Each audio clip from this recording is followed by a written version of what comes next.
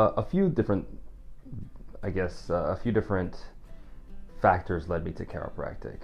Um, Number one, obviously, we have a family of chiropractors, so I grew up in Williams Family Chiropractic with my dad being in the office and seeing him all the time, getting injured all the time, and that's literally what led me into being a chiropractor. I got to see how my injuries were able to be healed by chiropractors, or how my body was able to heal itself through the help of chiropractic. And that's generally what led me into chiropractic as I got older. One thing that I bring that's different to the chiropractic care that I provide, especially compared to my family members or even other docs, is a number of things. One, my success is built off of my predecessors, so I was able to gain a lot of knowledge through the chiropractic that my dad provided for me, to the chiropractic that my brother provided for me. I was in undergrad in St. Louis when my brother was in chiropractic school in St. Louis, so I was able to get a lot of teachings from my brother and from a lot of his colleagues coming up through school. So I literally built off of their success to create my own success. Another thing is that, as I mentioned before, I play a lot of sports, and I'm not a huge statured person, but I play very aggressively in everything that I do. So with the number of injuries that I got, I can actually, empathize with all of my patients, because I have a lot of the injuries that they have. They come in with a lot of the same things that I've seen, so I firsthand personally know a lot of the ailments that they're feeling. So it helps to progress their cause.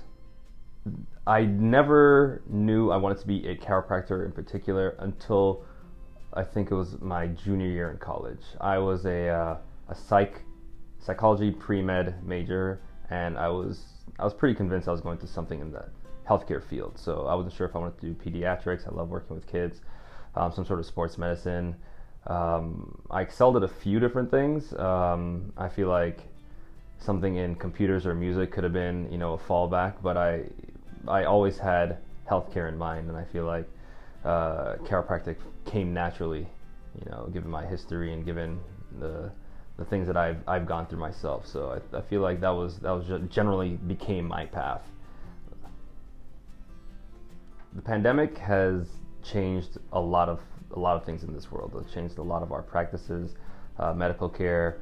We're just becoming generally more careful. My practice in particular, we've always been very clean.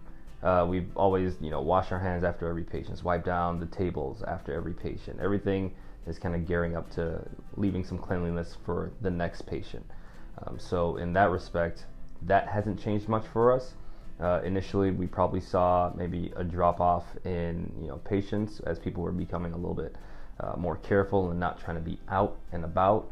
But then people realize that their pain doesn't go away, and they realize that we're here to help them, and we're taking all the precautions necessary. So we're just as busy as we were a year ago, just as busy as we were half a year ago. All throughout the pandemic, we've maintained the same level of professionalism and cleanliness, and the same level of care that we've always provided. So during this pandemic, we've heard a lot of talk about masks and how helpful they can become, but we're not seeing the downside. Sometimes everything has a plus and everything has a minus.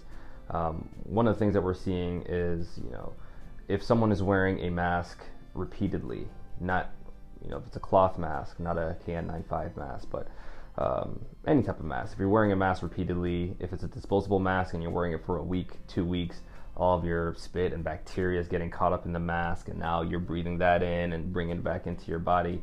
Who knows what that's been exposed to while you've been out. Touching your mask, wearing it inappropriately, touching your mask, touching your eyes and your face and your nose, your mouth, taking it off, taking it on, wearing on your chin, not just improper protocol.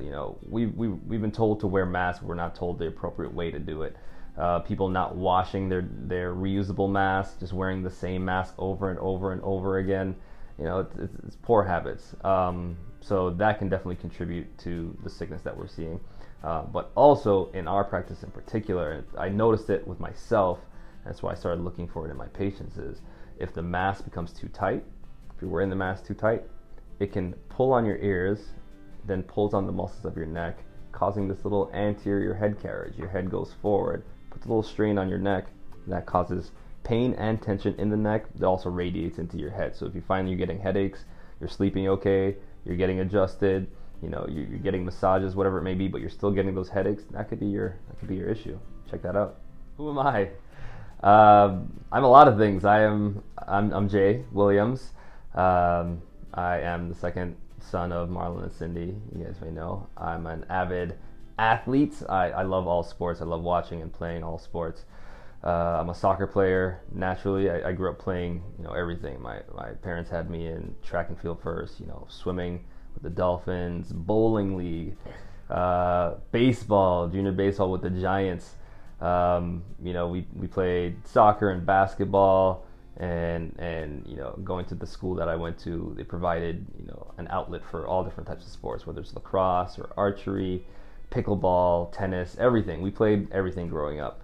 Now my focus is soccer, and I work with our soccer team, our national soccer team. I'm actually the chief medical officer for our U.S. Virgin Islands Soccer Association. I just picked up tennis. I looked back on my Instagram recently, and I had a post from October 2018, the first time I played tennis with my wife Lorianne, and now I just competed in my first tournament this past weekend, and I plan to do that. I want to start a tennis revolution down here. I'm an athlete. I'm a son. I'm a brother. Person of the people. I love my island. I love my islands. And I love this place. I just love being here. What I would say to people, young people trying to find their path is live your truth. Do what sits right with you. I know quite a few chiropractors who went into chiropractic for the wrong reasons. I know people in all sorts of professions that went into what they were doing for the wrong reasons. I know young athletes who played certain sports because their parents forced them into the sport. They became good. Now they hate it. I know chiropractors who came into the field and now they're burnt out. People who graduated with me less than 10 years ago, no longer practicing. Several people. So live your truth. Do what sits well with you. Do what feels good to you. Know what you want. Don't necessarily chase the money. If you're doing something for the right reason, you will be rewarded in the end. And live your truth. That's my advice. One of my favorite things to live by, one of my favorite words to live by is obviously the golden rule: treat people the way you want to be treated.